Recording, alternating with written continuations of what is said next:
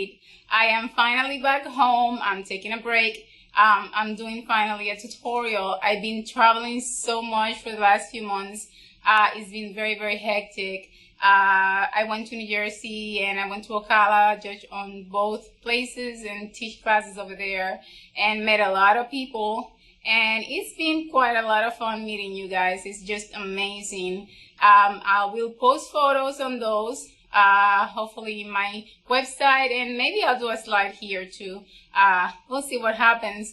For now, I am posting a video on how to level your cake and have it ready for put fillings on it, because people ask me how to do that all the time. So finally I said, let's do that. I should have started with that when I did my first video, but here it is. So I hope you enjoy this one. And remember, the rest of my tutorials are in my website. Look for the tutorial link, and all of my tutorials are posted right there. So let's get started. If you want to find any info about me, look on below and you'll see all the links to my Facebook and my website and my Webstore and all of that. So let's get started. Okay, so on this tutorial, I'm going to be teaching you how to cut the cake so it's seated and ready for fillings. I'm going to be putting my cake on top of this board. This is called a drum board, and it's a thick board. It's very strong. This is the other board you will see around. This is a cardboard, and this is mostly used for tiers. It is way too soft. It bends, so it's only meant for use in between cakes. And I usually cover both sides with wax paper, and I use a glue gun. Not a lot of glue because it's difficult to cut to the size of the cake. But this is what I use in my cakes. You don't see it like in my tutorial for stacking cakes because it's covered and hidden by the buttercream, but it's there. All cakes that are tier require this. But the base of the cake just need a good strong board underneath. 3-4 tiers will be fine using this type of board, but if it's taller, you really want to go to something stronger, maybe like wood. I have my cake here, and I usually cover my cake in foil and then plastic paper. The foil saves the cake from getting the odors from your fridge, especially if you have a lot of foods that have a lot of garlic and strong smells. So that prevents it from get to the cake. And then you put plastic around it just to make sure that it stays moist. So after you bake your cake, before it cools down completely, you cover first with plastic, and I'm going to show you. You can use any type of plastic. Just make sure that it's well sealed, and then put foil on top of it and put it in the fridge or freezer. I use the fridge more. I like the fridge more, but some people like the freezer. You have to make sure it's well sealed so it doesn't dry. So when you put it on your board, you want your cake to be on a board that is bigger than your cake, because you need space for the buttercream and the decorations. So the smaller board you can use, let's say this is an 8-inch cake, it will be 2 inches bigger than your cake. So for an 8-inch, you're gonna go to a 10 if you have simple decorations. But if you have bigger decoration like roses around the base, then you need to go to a bigger board. But this is the basic part. Let me then unwrap this and start with my cake.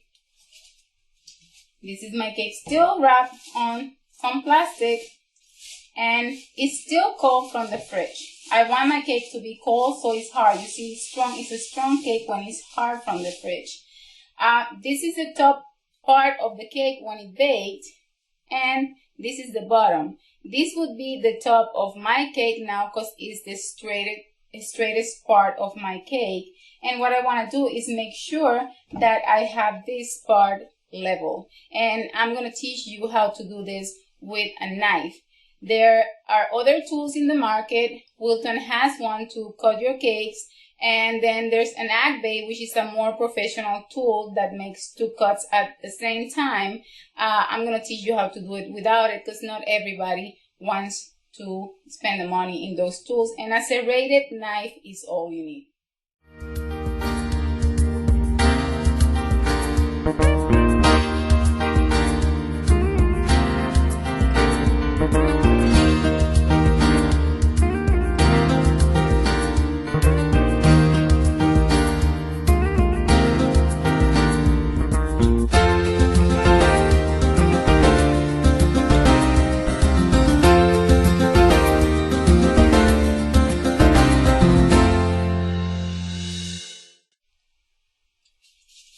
Okay, so this is my serrated knife, if you can see it. I like this one because it's long, and if I am doing a big cake, it goes from side to side of the cake. But keep in mind that when I cut my cakes, I don't go in one motion. And I'm going to show it on this side, but I usually do it on this side. So I'm going to try to show you what I do. I need to level my cake. If I want my cake to look straight at the end, I need to level my cake. If you don't do it, your cake is not going to be level. You cannot stack a cake that is not level, and it's not going to look pretty. So you need to make sure that you level your cake. And what you do is you find the very edge of your cake and go all around the cake. And you keep doing this all around. Now I'm going to move to this side because it's easier for me. I put my hand on the top and I find the very edge and I try to go all around. And I'm not going in deep, I'm just going like around half an inch. I'm just finding that edge. When I reach the other side to where I started, I keep pushing my knife more to the inside. Now you have to be very careful. This type of knife is very, very sharp. So if you grab it like this, you can cut yourself if that knife slides too fast.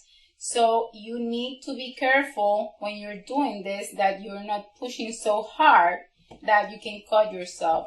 You're gonna keep pushing to the inside, and there's gonna be a moment, and that's the other reason why I love a turntable, because the turntable let me actually move my cake around, and you see how my top slides very easy. I put that to the side, and here is my straight cake. Now, when I do cakes, I do 2 inches in height, and I do 2 layers of cake. And between those layers, I put whatever filling I'm gonna use, and then I cut each layer on half. So basically I will have 1 filling here, 1 filling here, and 1 filling on the next layer. That would make my cake with 3 fillings. How do I do the filling part? Same thing. I find my middle part with my knife and I go around with my turntable. I'm gonna start on this side because it's easier for me to see. So I start cutting half an inch first, going on all around. A turntable is really important when you're working with cakes. You can move a lot faster. Now, as I reach the other side, I keep pushing my knife a little bit more deeper each time and keep going around. Now be careful, the knife can slide, especially because the cake is hard and it's cold and you want to try and cut faster, and you don't want to do that. You see there's a point where I cut my cake and now I have 2 layers of a cake. My cake almost fell down. Now, if by any chance you didn't cut one side straight, it's like slanted on those first cakes, you can actually leave it where it is and take toothpicks and mark with toothpicks where they were before you pull it up. You put the toothpick 1 on each layer, and that way you know where your cake meets. Okay, so you can actually feel your cake and then put it where it goes. But what I do is, before I do this, when I do my fillings, I make sure that my cake is straight, and if there's one side that is higher, I can turn it too and find where is my best spot so my cake finish on a straight position. So I would do another cake just like this, so I can have a cake that is 4 inches tall, and that's the standard cake in the business. So I already got my first cake, and this is my second cake. This is my first cake over here, and I'm gonna do the same thing. I'm gonna take the very edge of my cake. My cake is cold, so it's strong. You can freeze your cakes. It's just gonna be a little bit hard to do. Actually, this cake, to be quite honest, I did it before I went to Denver, and I put it in my freezer, and it's cold still. It's very cold still. I took it out last night and put it on my fridge, so it's very hard right now, and it's easy to cut. So if you're sculpting cakes, this is a good way to sculpt cake, because it maintains the shape really easy. This is a chocolate stout cake. It's really, really good. And I just tasted it, even cold, from a month in the freezer, less than a month, 2 weeks, and it's still delicious. I just took my top. You see, now you have your straight cake, and you can always, if you have like an area where you have to fix, you can always go back and fix it. And then for the other part, you would find your center same way. And I'm just gonna do it this way because I can see better what I'm doing. Go all around.